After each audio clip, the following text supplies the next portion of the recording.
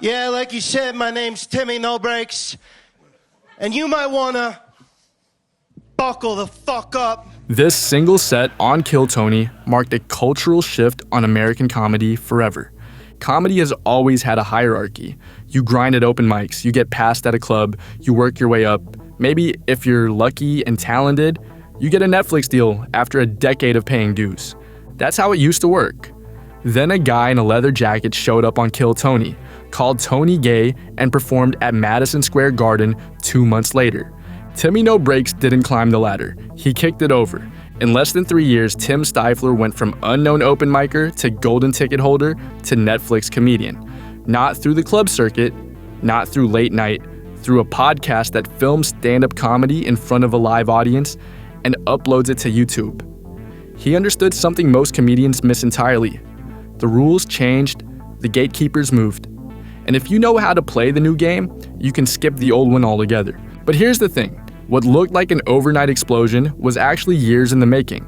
Tim Stifler spent over a decade studying improv before he ever touched a stand-up microphone. He worked as an advertising copywriter in New York and Los Angeles, eventually becoming a partner at his own agency. And then, in his mid-30s, he walked away from all of it, sold his stake, moved to Austin, decided to chase the thing he'd always wanted but never fully committed to. The transition wasn't smooth. By his own admission, he was awful for a long time.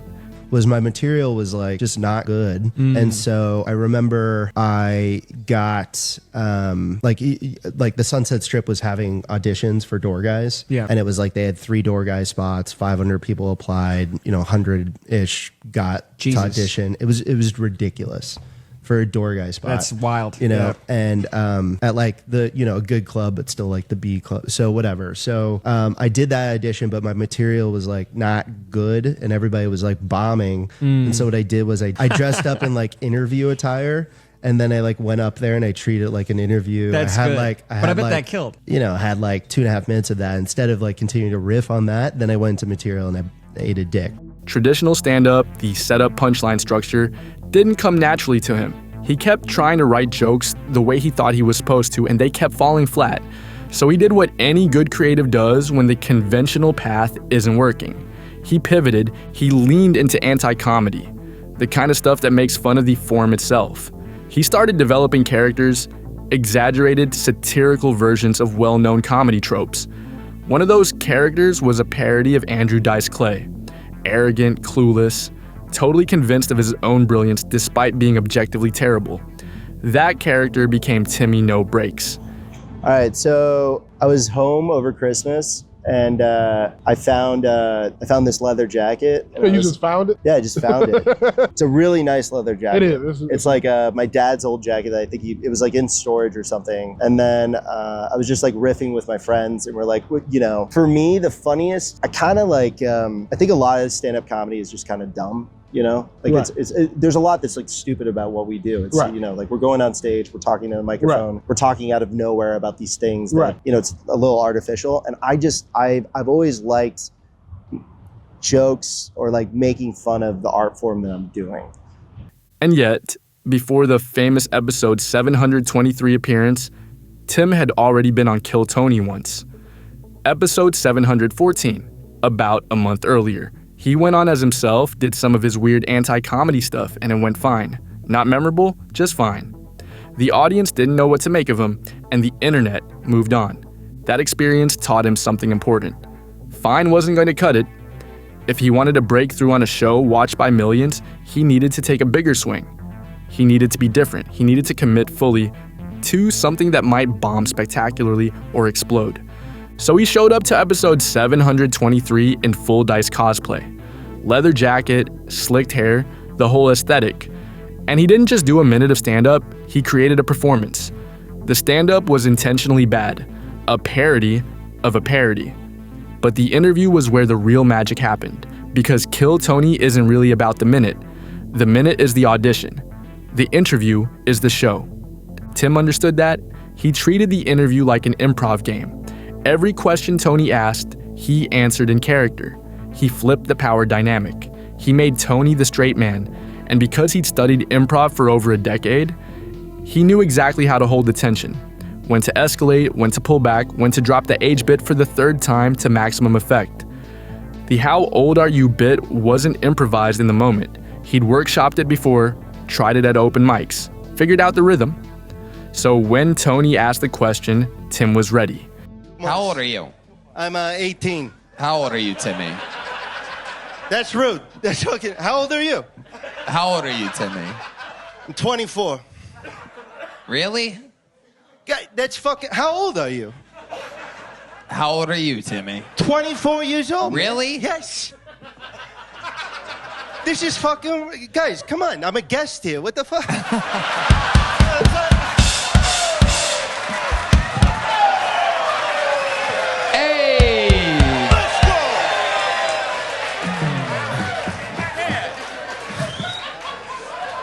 I'm 36. There it is. There it is. Meanwhile, the Kill Tony machine was doing what it does best. The episode dropped on YouTube, clips started circulating, Reddit threads exploded. Within days, Tim Stifler's social media went from kind of pathetic, his words, to parabolic. His YouTube channel gained thousands of subscribers. His Instagram blew up. He became a meme, a phenomenon, a case study in how to understand the Kill Tony format better than almost anyone. But calling it a hack undersells what actually happened. Tim didn't game the system, he understood the system. He knew that Kill Tony rewards characters. Tony Hinchcliffe loves pro wrestling. He loves gimmicks. He loves people who commit fully to a bit and don't break. The comedians who blow up on that show aren't just funny, they're memorable. They're larger than life. Hans Kim has a persona. Ari Maddie has a persona. Cam Patterson has a persona. David Lucas has a persona. The regulars who stick aren't just telling jokes. They're playing characters, versions of themselves cranked up to 11. Tim figured that out and built a character specifically designed for that environment. A character so confident, so delusional, so committed to being the alpha on stage that he could call Tony gay and get a laugh instead of getting kicked off. Here's where it gets interesting. About a month after his first viral appearance, he was back. Episode 729. The Mothership. The stakes were higher, the expectations were through the roof, and he delivered again. Different material, same energy, same character, same refusal to play by the normal rules. He roasted the panel, he made fun of the format, he acted like he belonged there, which by that point he kinda did. Then came the golden ticket. Tony invited him back whenever he wanted, a permanent pass to the biggest open mic in comedy. And less than 2 months after his first appearance at Vulcan, Tim Stifler was performing at Madison Square Garden on Netflix in front of 18,000 people. The trajectory is almost absurd. Vulcan to Mothership to MSG in roughly 8 weeks. That doesn't happen. Except it did. But the Netflix appearance was different. By his own account, it was his weakest of the three. The arena format didn't translate the same way. The intimacy was gone. The material that killed in a club setting didn't land as hard in front of 18,000 strangers. He felt like he overprepared, tried to cram too much in, lost some of the spontaneity that made the first 2 appearances so electric. And yet, even a weaker Timmy No Breaks set at MSG was enough to solidify his status.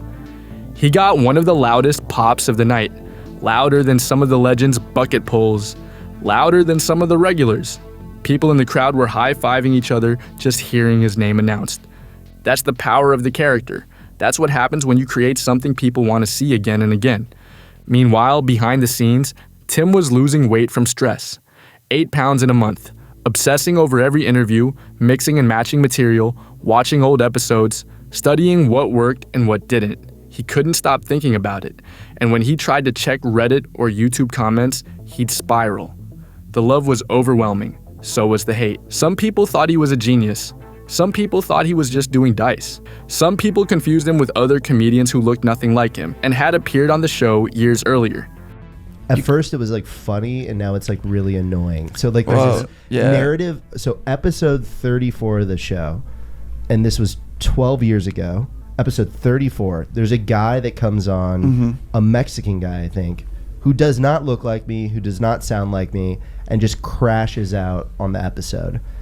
and there are people that are convinced it's me, and it really fucking bothers me. There were people that were convinced I was Ari Maddie. There's people that think I'm Tony Pepperoni. Right. I'm just like, how fucking stupid are you?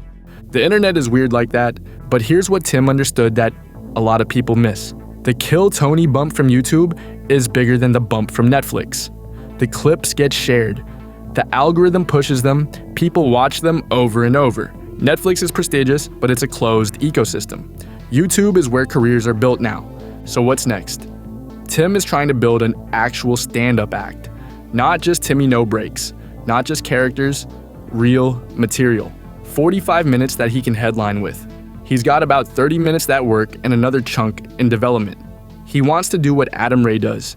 Multiple characters, flexibility, the ability to shift between personas within a single set. But he also wants to be himself on stage. That's the tension every character comic faces. The thing that made you famous can also trap you. If all people want is Timmy No Breaks, do you give them that forever, or do you risk alienating the audience to grow into something more?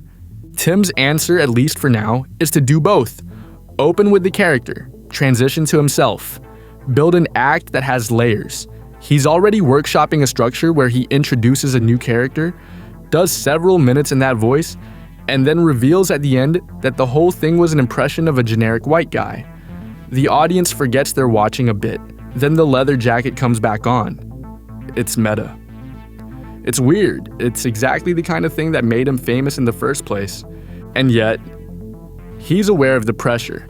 Every appearance on Kill Tony now comes with expectations. The first one was a surprise. The second one was a confirmation. The third one was a test. At some point, the novelty wears off. The character has to evolve, or it becomes stale. That's the game. That's always been the game.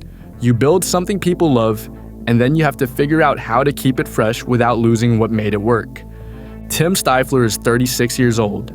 He started stand-up at 33. He gave up a career in advertising to chase this.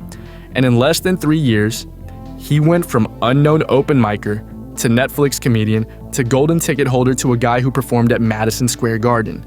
Is that luck? Partly, timing matters. The show's audience is massive right now. Netflix is paying attention. The viral moment hit at exactly the right time.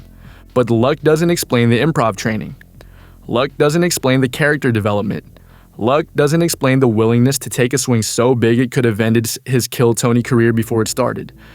Tim Stifler understood something most people don't. In a world where everyone is competing for attention, the safest thing you can do is be forgettable. And the riskiest thing? The thing that might bomb or might explode is to be so aggressively yourself that people can't look away. Kill Tony created a new entry point into comedy, a place where a guy with less than 3 years of experience can go viral, get a golden ticket, and perform at Madison Square Garden before most comedians have even gotten their first paid gig. That's not how it used to work. That's how it works now. And Timmy No Breaks didn't just benefit from that shift. He understood it, he studied it, he built a character designed specifically to thrive in that environment. Not in a cynical way, in a strategic way. He saw the game, figured out the meta, and played it better than almost anyone. That's the real story here. Not just a funny guy in a leather jacket. A guy who treated comedy like a puzzle and solved it. Whether he can sustain it, whether the character evolves, whether Tim Stifler becomes a touring headliner or fades back into the grind, that's still being written. But for now, in this moment, he's proof of something important. The hierarchy isn't fixed. The rules can be rewritten. And sometimes the guy who takes the biggest swing is the one who changes the game. Timmy No Breaks.